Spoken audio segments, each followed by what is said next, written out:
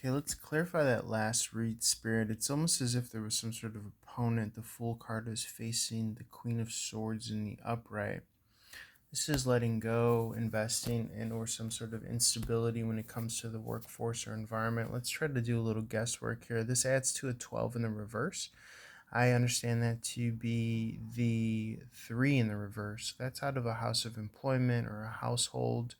That points to the 2 in the upright. That's about a new setting, getting your feet wet, getting your balance, being green, being novice, but being integrated, being given the responsibility here. And it could be that you're worried about that. I'm not sure why you're so worried about that. Okay, let's do a little guesswork here.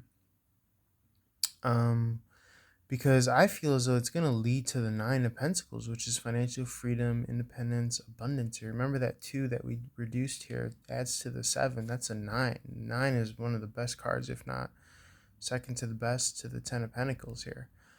So I think you're going to be at the 9 of Pentacles. That's going to have that wish fulfillment, of financial freedom and independence and abundance there. Let's do some more guesswork here. Reduced to the Ace in the reverse, 5 in the reverse. That's going into the church of self. Okay, seeking the abundance and the wealth, really understanding it to be within. Okay, so this is a reprioritization of what you really value. And all of that being said is really allowing you to step through this portal here, because when you have your values kind of as cornerstones, something that can't be kind of um, taken away from you, then you're really able to stand in your power and your strength. And this is walking through that portal. This is that initiation, that graduation, that understanding here of walking into that financial freedom and abundance, because you realize that it was with you all along. With that is coming out of sadness, sorrow, lack of worth.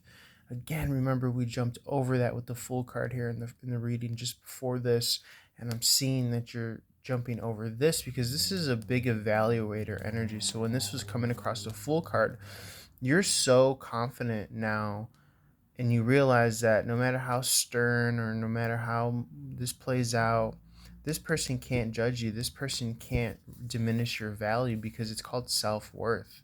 And this is what I'm seeing here. So if the Fool jumped over the 3 of Swords, well, guess what? It transferred when it faced the Queen of Swords into the World card, because this bitch could fly over the Queen of Swords now. This is Sophia. This is about quite literal travel, worldly travel, jumping on an airplane. But it's also a metaphor for you're already whole and complete. You're happy, whole, and complete, and you are on this divinely guided track and timeline here. So you don't need to play the fool, because you're not a fool. You're worldly. You're experienced. So even though somebody might want to reduce you to the fool, and you've taken the actual kind of brilliance and the wisdom of the fool so as to remain lighthearted, so as to jump over heartbreak, sadness, and sorrow. And it could be that this energy, it's so amazing that it's coming out again. How the fuck did the Fool card just come out again as we were talking about it? Is that not magic in and of itself? Damn, I was just thinking of it and it came out. So happy I'm recording this. Because you chose the path of lightheartedness to jump over sadness and sorrow, someone could try to pin you down, peg you down, pigeonhole you down as to being quite literally a fool. But really, you have the wisdom, the worldly experience to understand what's really valuable.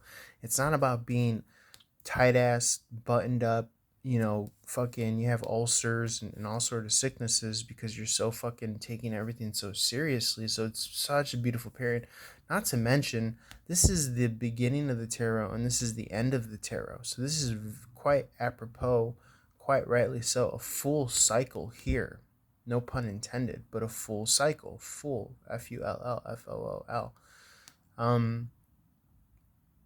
And that does make me think of a play on words as far as a full moon, but this is just like very kind of high capacity, high ability, channeling high vibrational energy, completing the fulfillment within and of the tarot deck.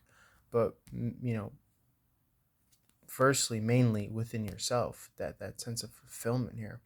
So worry not of how others perceive you or judge you, because you are not just this kind of new green thumb character. You are very worldly and well versed and experienced, and you're bringing this kind of power of the high priestess with you where you go. 4 wands in the upright. This is that finish line energy. It's also a wish fulfillment. It's also union here. There's been so much space here, but I believe you are, wrapping up this huge cycle, this huge chapter, okay, where you feel as though things have been cold to you. You've been kind of brushed out on the outskirts of society. You feel as though that you've been cut out, and you feel as though, but one of the awesome lessons is you're learning to integrate yourself and to invest in and to apply yourself in the direction and the relationships that you would like to. And this is where you're having a rebirth and you're finding this kind of protection of self, as far as not just offering any old kind of cup of polluted friendship or emotion or love here. Okay, so I'm seeing that you're at a heightened ability, and that's going to lead you to real happiness, because you're going to settle nothing less than what you're worth and what you really deeply desire deep down inside. This is compassion. This is sharp acumen. So when you marry that together, you just really have the keys to what life is really about. All right, I love you guys. Feel free to reach out for more. Peace.